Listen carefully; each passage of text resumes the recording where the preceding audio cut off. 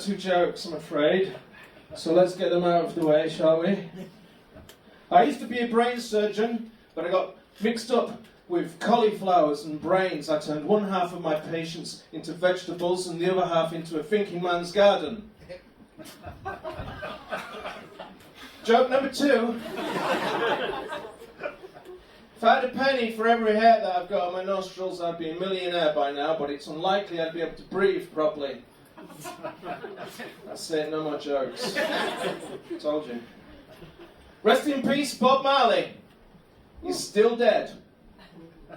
Now, the thing with Bob Marley is he was a prolific shagger. He had 11 children. This is true, I'm not making that up. But there was someone more prolific at shagging than Bob Marley. Do you know who that was? No? Genghis Khan, the 12th century dictator from Outer Mongolia. He had over 1,000 children. That means that 1 in 10 people in the entire world are in the Genghis Khan gene pool. Perhaps some of us here tonight. I know I am because of the eyebrows. But this could be potentially a beautiful thing because some of us could be related. And not only that, it's Genghis Khan's birthday today. Yes. I'm going to wish him a happy birthday. If you think that you may be related to me, or would even like to be related to me, then why don't you join in? You don't have to, but I'm going to do this anyway. So, let's get the key. Happy birthday to you. Happy birthday to you. No? Happy birthday, dear Genghis, who I may or may not be related to, let's be fair. They love this in Outer Mongolia, by the way, I'm just saying. Happy birthday to you. Thank you for your energy. Well, let's remember, he was a cunt. Now, have you ever heard that phrase that if you leave a typewriter with a monkey for long enough, it will type out the entire works of William Shakespeare? Well, I wanted to test this theory. So 12 years ago, I broke into London Zoo and I left a typewriter in the monkey enclosure. And yesterday, I broke back in to see what they'd come up with. I've got the evidence. Here it is. Very exciting. If you're reading what I put, you may be weeing on your foot. It rhymes, but it's not Shakespeare, it's not Macbeth, is it? So if anyone says that to you, you can say, no, it's not true, mate. Good.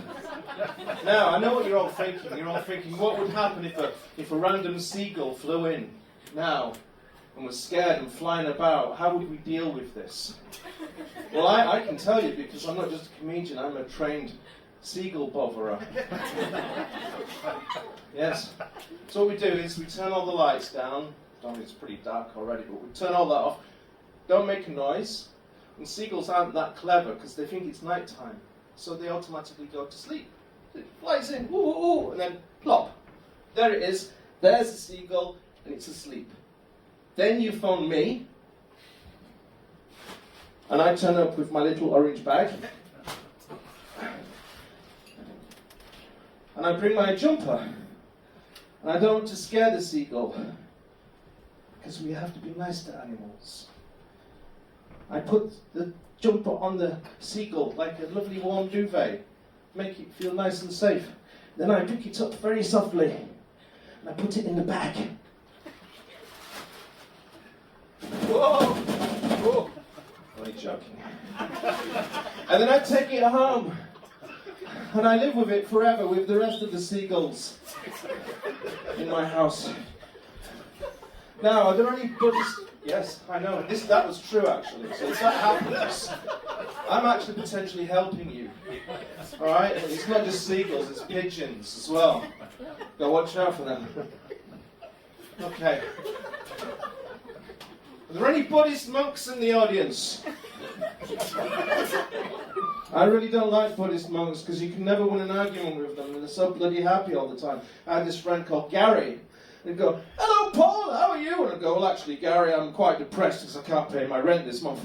And he'd say, "Never mind Paul, at least you've got your health." And I'd say, "Actually Gary, I've got a really bad arm, it really hurts." "Well never mind that, at least it hasn't fallen off."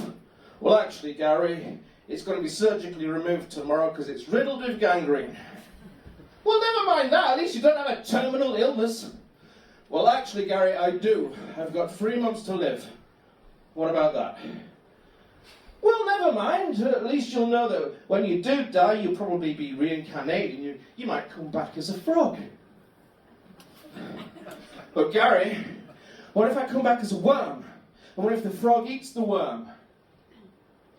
"Well, the frog will poop out the excrement after eating the worm, and it will go back into the earth, and you will be one with the universe." See what I mean? These bloody Buddhist monks. But not long after that conversation, Gary got hit by a bus. And he died, and he came back as a piece of chewing gum. And I know this because I stuck him under that chair. "Hi Gary, thanks for coming. Great guy."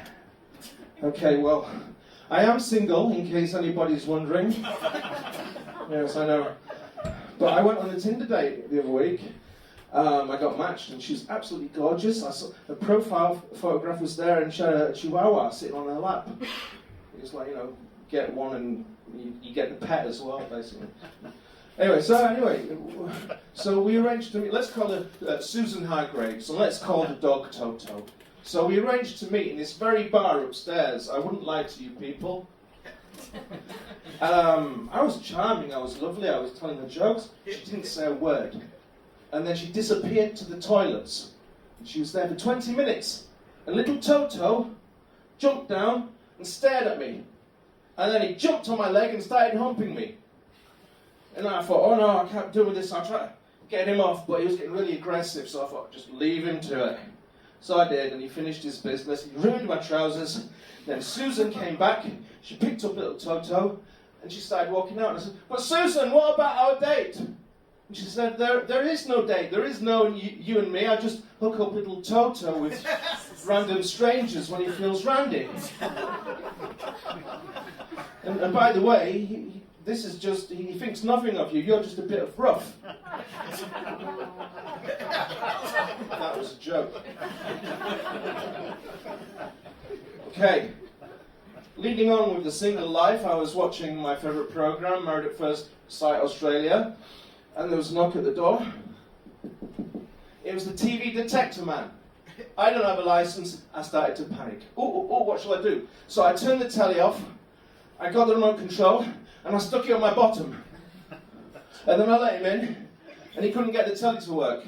He couldn't find the remote control. So I won one over the man, and woo, he left. The only problem is I've not been to the toilet for 5 days because it's still stuck up there. But with your help, with your energy and encouragement, I know that you're a lovely lot of people, but I want you to help me to go to the toilet.